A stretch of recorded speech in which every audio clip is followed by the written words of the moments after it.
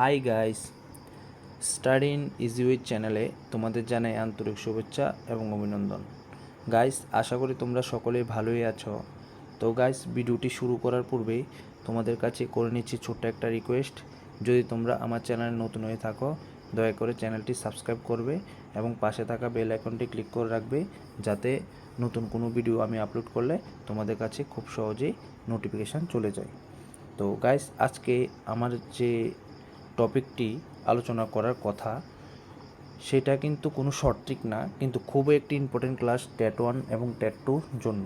তো আশা করি তোমরা ভিডিওটি গুরুত্ব সহকারে দেখবে এবং আশা করি এখান থেকে তোমরা 1 বা 2 মাস্ট বি পরীক্ষায় কমন পাবেই।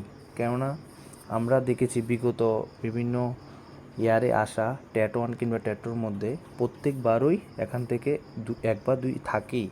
তো আশা করি তোমরা ভিডিওটি প্রথম থেকে শেষ পর্যন্ত দেখবে এবং এই ভিডিওটি খুবই একটি ইম্পর্টেন্ট হতে চলেছে। কেননা তোমরা ইংলিশ প্যাডাগজি কিংবা নর্মাল প্যাডাগজি বা বাংলা প্যাডাগজি কিংবা তোমরা যে ম্যাথ প্যাডাগজি, সব প্যাডাগজির ম্যারাথন রূপেই এটা ভিডিওটা করলাম, কেননা সকল প্যাডাগজির সঙ্গেই এটা যুক্ত। তো আশা করি তোমরা এই ভিডিওর মধ্যে পুরো ডিসেবিলিটিসগুলি পেয়ে যাবে। তো তোমরা গুরুত্ব সহকারে প্রথম থেকে শেষ পর্যন্ত ভিডিওটি দেখবে, এটাই আশা রইল। তো চলো শুরু করি বেশি দেরি না করে। তো আজকে আমাদের মূল টপিকটি হলো যে লার্নিং ডিসেবিলিটিস বা শিখন অক্ষমতা। তো চলো একটা একটা করে আমরা আলোচনা করি এবং নোট করে রাখবো আমরা আলোচনার মাধ্যমে। তো দেখো, প্রথম যে ডিসেবিলিটিস এটা কি, এটা হলো অ্যামনেশিয়া। তো অ্যামনেশিয়া ডিসেবিলিটিসটা কী কারণে হয়? যে কোনো কিছু ভুলনের সমস্যা, মানে অনেকের আছে যে কোনো কিছু ভুলে যায় সহজে, যে ভুলার যে সমস্যাটা, এটাকে আমরা কি বলবো? অ্যামনেশিয়া। তো এই ডিসেবিলিটিসটার নাম কি? অ্যামনেশিয়া। তো চলো আরেকটা শিখি। আরেকটা হলো যে ডিসথামিয়া। তো ডিসথামিয়া কোনটিকে বলবো? হতাশাভুক্ত ব্যক্তিকে আমরা ডিসথামিয়া যে লার্নিং ডিসেবিলিটিসটাকে অন্তর্ভুক্ত করব এই ক্যাটাগরির মধ্যে। তো চলো আরেকটা জানি, সাসপ্রাক্সিয়া। তো এটা বিকাশগত সমস্যা যাদের রয়েছে তাদের মধ্যে এই ডিসেবিলিটিসটা দেখা যায়। তো চলো আরেকটি, ফোবিয়া। ফোবিয়া হলো কি?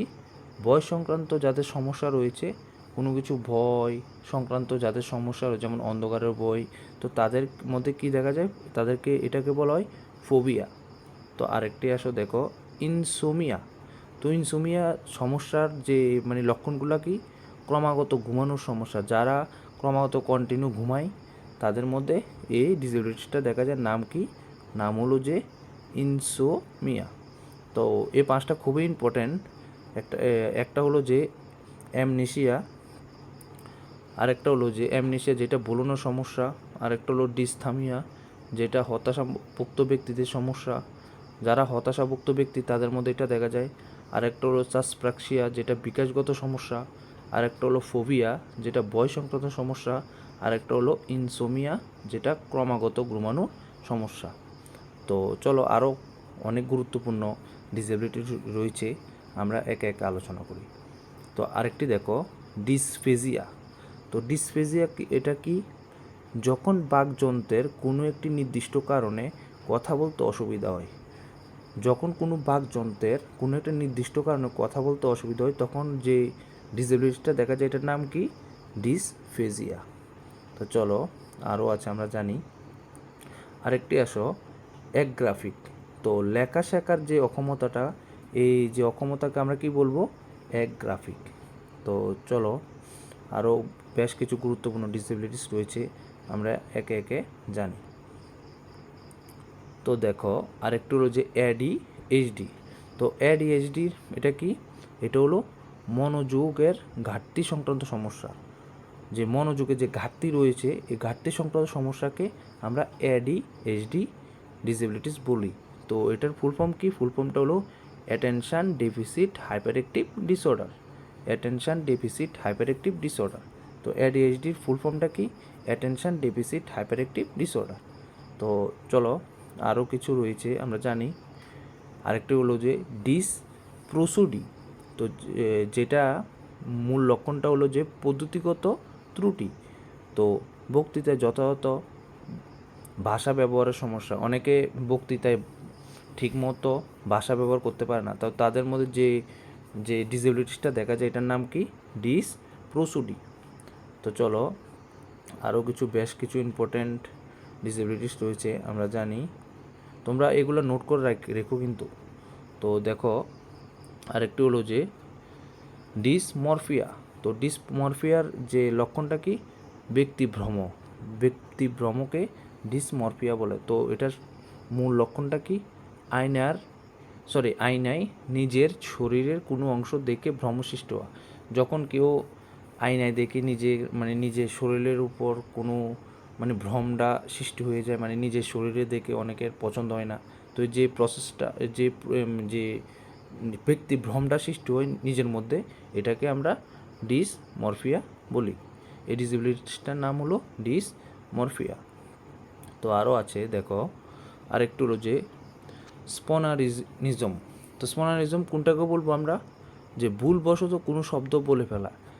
যারা ভুলবশত কোনো শব্দ বলে ফেলে তাদের মধ্যে এই ডিসেবিলিটিসটা দেখা যায়। তো আমরা আরও কিছুভাবে আমরা এটাকে শিখতে পারি যে ইরর ইন স্পিচ, কোনো কিছু বলার ক্ষেত্রে ভুল হওয়া, কিংবা ভাউল ও কনসোনান্টজনিত ভুল হতে পারে। তো এটাকে আমরা স্পনারিজম ডিসেবিলিটিসে অন্তর্ভুক্ত করব। তো আরও আছে দেখো এসপিডি। তো যেটার ফুল ফর্ম হলো হিস্ট্রনিক পার্সোনালিটি ডিসঅর্ডার। তো এটার যে লক্ষণটা ব্যক্তিগত চিন্তাভাবনা বুঝতে ও উপলব্ধি করতে না পারা। তো যারা ব্যক্তিগত চিন্তাভাবনা বুঝতে উপলব্ধি করতে পারে না তাদের মধ্যে এইচপিডি যে ডিসেবিলিটিসটা সেটা দেখা যায়। তো আরও আছে দেখো অটিস্ট। তো যেটা উন্নয়নে বা ডেভেলপমেন্টে বাধা পাওয়া, কোনো কিছু ডেভেলপমেন্ট বা বিকাশের ক্ষেত্রে বাধাটা হলো অটিস্ট। তো এই ডিসেবিলিটিসটা তোমরা আশা করি মনে রাখতে পারবে। তো আরও আছে দেখো ওসিডি। তো ওসিডি যেটা লক্ষণ কি? অতিরিক্ত চিন্তায় পুনরাবৃত্তি করতে বাধ্য করে। কোনো কিছু অতিরিক্ত চিন্তা করলে যেটা পুনরাবৃত্তি করতে আমাদের বাধ্য করে, বা আমরা অতিরিক্ত চিন্তার কারণে আমরা এক কাজ বারে বারে করি। তো এমন যে ডিসেবিলিটিস এটাকে আমরা কি বলি? ওসিডি। তো ফুল ফর্ম কি? ফুল ফর্মটা হলো যে obsessive compulsive disorder. Obsessive compulsive disorder, ওসিডির full form obsessive compulsive disorder. তো আরও আসো ইম্পর্টেন্ট কিছু রয়েছে ডিসেবিলিটিস, কী দেখো এপিডি। তো এপিডির ফুল ফর্ম কি? অডিটরি প্রসেসিং ডিসঅর্ডার, যেটা আরেকটি নাম কি? শ্রুতি প্রক্রিয়াগত ভেদি। কোনো কিছু কানে শোনার যে প্রক্রিয়াগত ভেদি রয়েছে বা যে প্রবলেম রয়েছে এটা হলো এপিডি বা অডিটরি প্রসেসিং ডিসঅর্ডার।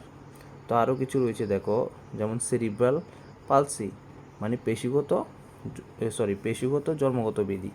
যাদের জন্ম থেকে বিভিন্ন ফিজিক্যাল হ্যান্ডিক্যাপ বা বিকলাঙ্গ তাদের মধ্যে এই ডিসঅর্ডারটা দেখা যায় বা ডিসেবিলিটিসটি দেখা যায়। নাম কি? Cerebral palsy.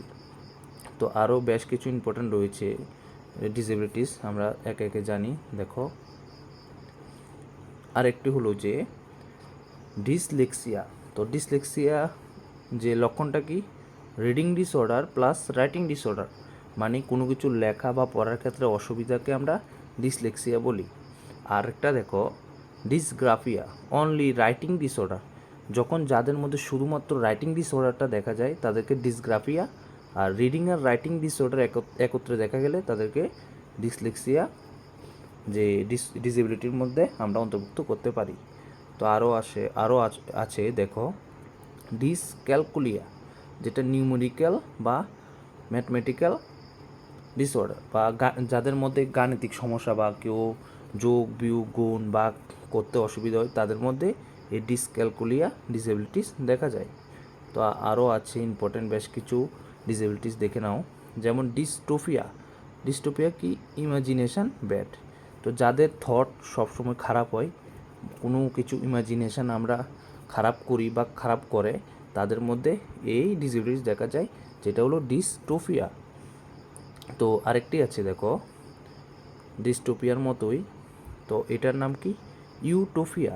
তো এটা কি ইমাজিনেশান গোট, যারা ইমাজিনেশান গোট মানে ভালো ইমাজিনেশান করে, কল্পনা করে, তাদের মধ্যে এই ডিসেবিলিটিস দেখা যায়। তো দেখো আরও বেশ কিছু ইম্পর্ট্যান্ট ডিসেবিলিটিস রয়েছে। তো কি কি, যে ডিসমরফিয়া, যেমন বডি পার্ট ডিসঅর্ডার, যদিও আমরা এটা আগে আলোচনা করে ফেলেছি, কোনো কিছু শরীরের যে ব্যক্তিভ্রম রয়েছে এটা হলো ডিসমরফিয়া। আরও রয়েছে দেখো অ্যাফাজিয়া, মানে ওরাল ডিসঅর্ডার, মানে স্পিকিং প্রবলেম, মানে যাদের মৌখিক সমস্যা রয়েছে, কোনো কিছু বলার ক্ষেত্রে সমস্যা রয়েছে, তাদের মধ্যে এই ডিসঅর্ডারটি দেখা যায়, নাম কি অ্যাফাজিয়া। তো দেখো আরেকটি রয়েছে যে ডিসফ্রাক্সিয়া, তো এটার লক্ষণটা কি মোটর ডিসেবিলিটি। তো আমি কি দিয়েছি গ্রস আর ফাইন। তো মোটর ডিসেবিলিটি বলতে পেশিগত যাদের সমস্যা রয়েছে তাদের মধ্যে ডিসফ্রাক্সিয়া ডিসেবিলিটি দেখা যায়, সেটা গ্রসও হতে পারে, ফাইনও হতে পারে। তো এখন প্রশ্ন হলো যে গ্রস আর ফাইন কি। গ্রস মোটর হলো যে বড় বড় পেশিগত যে সমস্যা, এটা হচ্ছে গ্রস মোটর ডিসেবিলিটিস। আর ফাইন মোটর ডিসেবিলিটিস হচ্ছে ছোটো ছোটো পেশিগত সমস্যা, যেমন আমাদের কোনো কিছু আঙ্গুল দিয়ে কলম ধরার অক্ষমতা, বা কোনো কিছু চোখ দিয়ে কোনো কিছু দেখার অক্ষমতা, এগুলো হলো ফাইন মোটর ডিসেবিলিটিস। তো আরও ইম্পর্টেন্ট কিছু রয়েছে দেখো এএসডি, তো এটা ফুল ফর্ম কি অটিজম স্পেকট্রাম ডিসঅর্ডার। তো এটার যে লক্ষণটি কি মাল্টিপল ডিসঅর্ডার দেখা যাবে। তো মাল্টিপল ডিসঅর্ডার বলতে আমরা কগনিটিভ হতে পারে, মেন্টাল ডিসঅর্ডার হতে পারে, মানে দুটোটা একসাথে, মানে মাল্টিপল ডিসঅর্ডার হতে পারে। তো এটাকে এএসডি বলা হয়, অটিজম স্পেকট্রাম ডিসঅর্ডার। তো এটাকে সোশ্যাল ইন্টারাকশান ডিসঅর্ডারও বলা হয়, সোশ্যাল ইন্টারাকশান ডিসঅর্ডারও বলা হয়, যে এএসডি অটিজম স্পেকট্রাম ডিসঅর্ডার।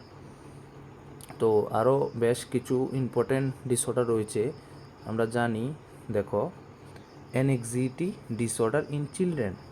তো অ্যাংজাইটি ডিসঅর্ডার চিলড্রেন কাদের মধ্যে দেখা যায়, বা লক্ষণগুলি কী কী, যেমন শিশুরা হাইপার অ্যাক্টিভ থাকবে, এগ্রেসিভ থাকতে পারে, ইনুরেসিস থাকতে পারে, এপিডি মানে অডিটরি প্রসেসিং ডিসঅর্ডার তাদের মধ্যে থাকতে পারে, ভিজুয়াল প্রসেসিং ডিসঅর্ডার তাদের মধ্যে থাকতে পারে, স্ট্যামারিং তাদের মধ্যে থাকতে পারে। তো যাদের মধ্যে এইসব লক্ষণগুলি দেখা যায় তাদের মধ্যে অ্যাংজাইটি ডিসঅর্ডার দেখা যায়। তো স্ট্যামারিং বলতে কোনো কিছু তুতলানো এমন কিছু। তো যাদের মধ্যে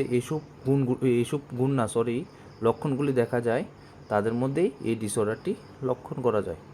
তো দেখো লাস্ট আরেকটি খুবই ইম্পর্ট্যান্ট ডিসঅর্ডার রয়েছে, সেটা কি, সেটা হলো যে ইমোশন রিলেটেড ডিসঅর্ডার, যেমন ওসিডি, আমরা আগেই আলোচনা করেছি ওসিডি কি, যেমন ফোবিয়া, ডিপ্রেশন, সোশ্যাল উইথড্রয়াল।